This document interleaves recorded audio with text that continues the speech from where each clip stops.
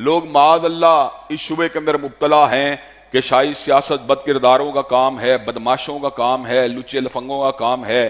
حضرات گرامی قدر یہ موقف درست نہیں ہے۔ جب آپ کا قائد لچا لفنگا ہوگا، جب آپ کا قائد بد کردار ہوگا، بدگماش ہوگا، تو معاشرے کے اندر لوگ اس کی پیروی کریں گے، اس کے فٹ اسٹیپس کے اوپر چلیں گے، اس کو رول ماڈل مان کر جو ہے لوگوں کا استحصال کریں گے، معاشرے کے اندر فساد کو پھیلائیں گے۔ حضرات گرامی قدر سیاست کیا ہے؟ سیاست جو ہے یہ شرفاء کا کام ہے، صلحاء کا کام ہے۔ معاشرے کو جس طرح گھر کی سطح کے اوپر ایک صالح باپ کی ضرورت ہے، اسی طرح سماج کی سطح کے اوپر بھی ایک صالح قائد کی، ایک لیڈر کی ضرورت ہے۔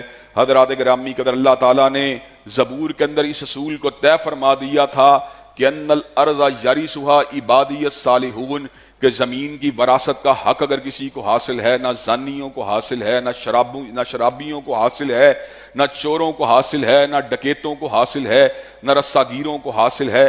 ان الارض یرثھا عبادی الصالحون، زمین کی وراثت کا حق اگر حاصل ہے تو شب زندہ داروں کو حاصل ہے، تہجد گزاروں کو حاصل ہے، آنکھوں کو جھکانے والوں کو حاصل ہے، امور ملکی اور نظم اجتماعی کی بصیرت اور بصارت رکھنے والوں کو حاصل ہے۔ لوگوں کے مسائل کے حل کے لیے اسی شخص کو ریاست کا مقتدا ہونا چاہیے جو ممبر کا بھی وارث ہو، جو مصلی کا بھی وارث ہو۔ حضرات گرامی قدر حضرت علامہ اقبال نے اس بات کو بھانپ لیا اور اس بات کا اعلان فرما دیا، جدا ہو دین سیاست سے تو رہ جاتی ہے چنگیزی۔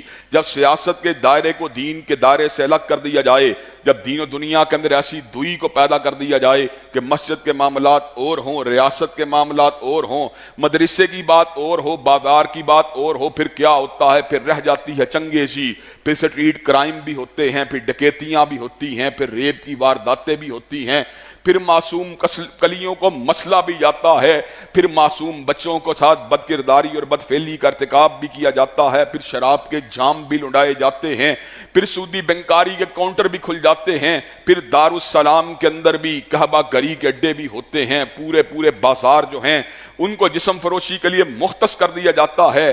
حضرات گرامی قدر یہ کام کیوں ہوتا ہے؟ جدا ہو دین سیاست سے تو رہ جاتی ہے چنگیزی۔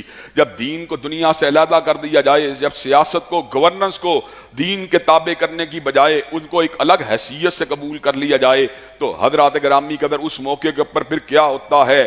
پھر انسانوں کے لیے ظلم ہی ظلم، ستم ہی ستم، پھر ان کے اوپر جبر ہی جبر ہوتا ہے، پھر فساد ہی فساد ہوتا ہے، حلفشار ہی حلفشار ہوتا ہے، انتشار ہی انتشار ہوتا ہے۔ حضرات گرامی قدر جرائم ہی جرائم ہوتے ہیں۔ پھر جو ہے تا انسان ایک بہیمانہ شکل کو اختیار کر لیتا ہے، پھر انسان وحشی درندہ بن جاتا ہے۔